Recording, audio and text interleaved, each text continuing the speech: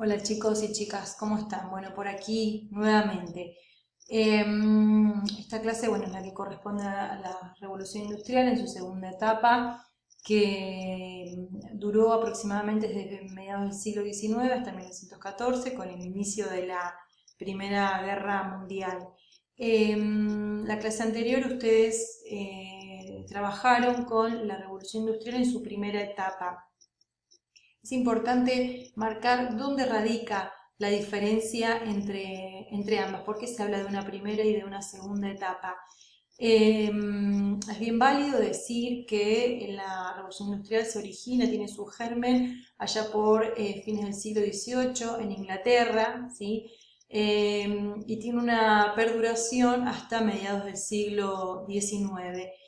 La primera fase de la revolución estuvo caracterizada básicamente por un solo tipo de industria, que fue la industria textil, y por una serie de maquinarias, ¿sí?, ya preexistentes, ¿sí?, a la revolución, al estallido de la revolución, a las cuales se les imprimió una serie de modificaciones. En la segunda etapa de la revolución industrial, hay una diversificación de las industrias, ¿sí? Ya no va a ser solamente la industria textil, sino estamos hablando de todo un desarrollo de la industria siderúrgica, de la industria química, petroquímica, todo lo que tiene que ver con la farmacopea, todos los desarrollos nuevos en medicina, lo que tiene que ver también con fertilizantes, contenidos de tela, bueno, en fin.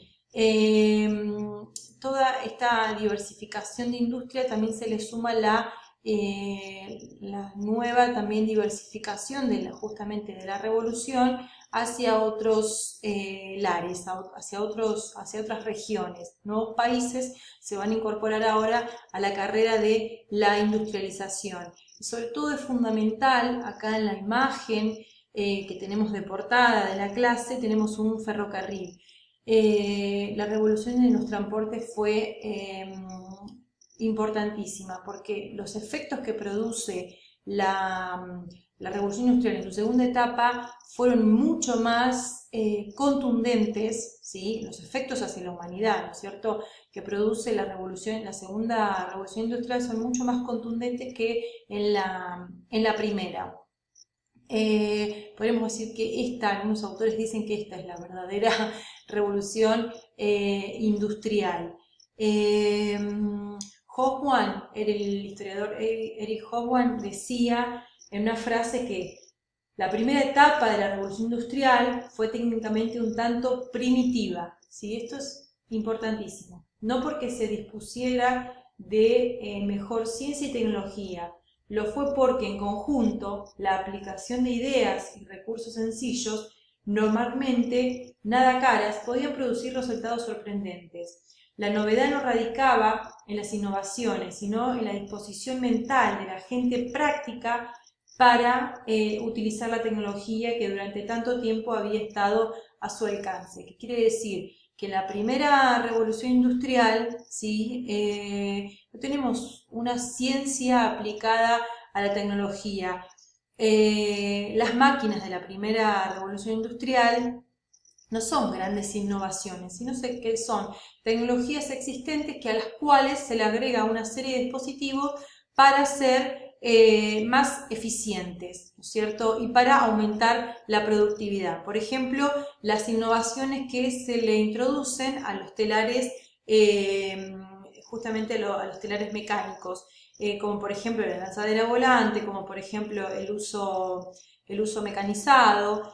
Esa serie de innovaciones, ¿sí?, sencillas o primitivas, como dice Hobsbawm, hicieron dar el salto de productividad. Como dice el autor, se habló del take-off, ¿no es cierto?, de este salto a la productividad, este salto que no se va a volver atrás, ¿sí? La economía emprende vuelo, dice el autor. Bien, en esta segunda etapa, en esta segunda clase, que corresponde a la segunda etapa de la revolución, estos son algunos de los puntos por los que vamos a discurrir, ¿sí? Las transformaciones que ocasiona, comparación entre ambas revoluciones, las nuevas industrias y fuentes de energía, nuevas potencias industriales, el nacimiento de las sociedades empresariales, la consolidación del capitalismo como modo de producción, nuevas formas de organización del trabajo industrial, inventos tecnológicos de la época. Las transformaciones que ocasiona, ¿sí?, la segunda fase de la revolución industrial son importantísimas, ¿sí?, son fundamentales. La aplicación de la tecnología a todos los aspectos de la existencia humana. Las empresas se incorporan en la investigación científica, aparecen nuevas fuentes de energía, materias primas y tipos de industria. Hay una innovación en los transportes, nuevos sectores productivos, cambios en la producción y en el consumo, fortalecimiento y perfeccionamiento de las tecnologías de la primera revolución industrial, retroceso de la mortalidad y el aumento de la esperanza de vida, Alemania y Estados Unidos como nuevas potencias junto a Francia, también Bélgica se suma a la carrera industrialista y el éxodo rural y las consecuencias del desarrollo urbano. Nosotros tenemos para acompañar esta clase el texto de Rondo Cameron y Larry Neal, donde en realidad es una compilación de 2 capítulos que hicimos y donde justamente se habla de lo que tiene que ver con el éxodo rural y el aumento exponencial de la población. La población hasta fines del siglo XVIII se duplicaba cada 1000 años, ¿sí? A partir de ese momento se va a duplicar cada 100. Y ya entrado el siglo XX, ¿sí?, la duplicación de la población se va a dar en menos de 50 años, ¿sí? O sea, tenemos un aumento exponencial de la población, ¿sí? Esto quiere decir, tiene que ver con la mejor calidad de vida, ¿sí?, que se vive mejor. Podríamos, por así decirlo, darle crédito, ¿sí?, a esta nueva forma de vivir en el mundo, ¿sí?, a fines del siglo XIX, o a quienes por lo menos alcanzaba esta nueva forma de vivir. También tiene que ver la relativa paz que hubo entre 1870 y 1914. Prácticamente no se dan guerras masivas o guerras a escalas mundiales, ¿sí? Eso por un lado. Y lo más importante, hay un retroceso en lo que tiene que ver con la mortalidad y por el otro lado en los recursos que cada estado destina, ¿no es cierto?, en este caso justamente a la industrialización, porque si tenemos un país que está en una contienda bélica, no puede destinar recursos a la industria, justamente.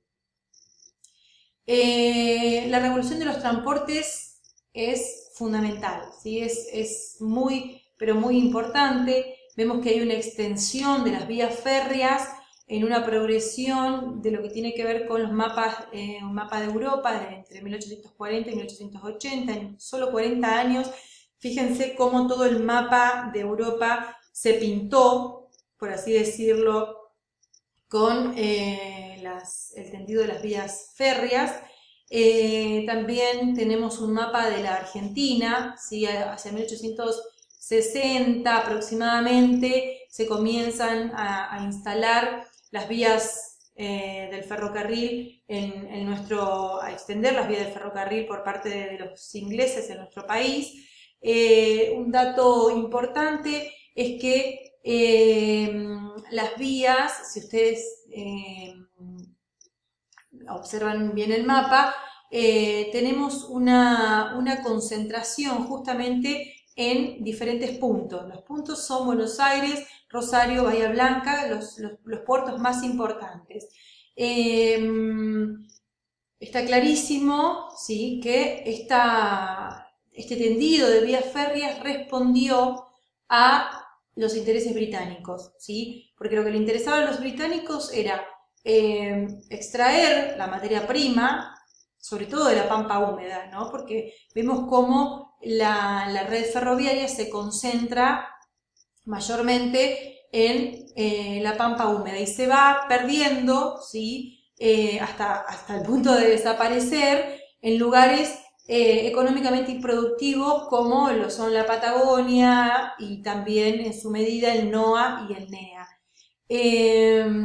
Entonces, el tendido de las vías férreas en Argentina no responde a una integración regional entre las diferentes regiones del país, sino que es concéntrica en los puertos, o sea, es trasladar hasta los puertos la materia prima, carne, cereales, cueros, lanas, todo lo obtenido de la producción agrícola ganadera, y por el otro lado, ¿sí? Ingresar desde los puertos y hacia la pampa húmeda, ¿sí? O hacia las diferentes regiones que abarca el tendido de vías férreas, la producción manufacturera que venía en su mayor medida desde Inglaterra, ¿sí? Y otros puntos también, otros países industrializados, pero en su mayor medida desde Inglaterra. Este es un cuadro comparativo de las revoluciones. En la primera revolución industrial, como materia prima, tenemos la madera, el hierro, el algodón, el carbón de coque. En la segunda, el petróleo, carbón, hierro y algodón.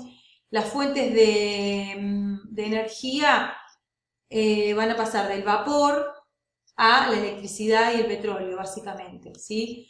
Lo que tiene que ver con las máquinas, en la primera fase se buscó la mecanización, ¿sí? Pero en la segunda es importante que se busca la automatización, esto está directamente relacionado con el dínamo, el motor de explosión, ¿sí? Cinematógrafo, el teléfono. Como había comentado inicialmente, hay una diversificación de las industrias, ¿sí? La industria química es muy importante, ¿sí? Primero por las nuevas materias primas que se van a utilizar, ¿sí? Y después los productos que se van a obtener de la misma. Hemos dicho colorantes, explosivos, abonos, fertilizantes, medicamentos, y demás. Algo también muy destacado de esta segunda etapa de la revolución, que le dio buena parte de su impulso, fue el trabajo con el acero, ¿sí? Ya dejamos de lado lo que tiene que ver con la edad de los metales, por así decirlo.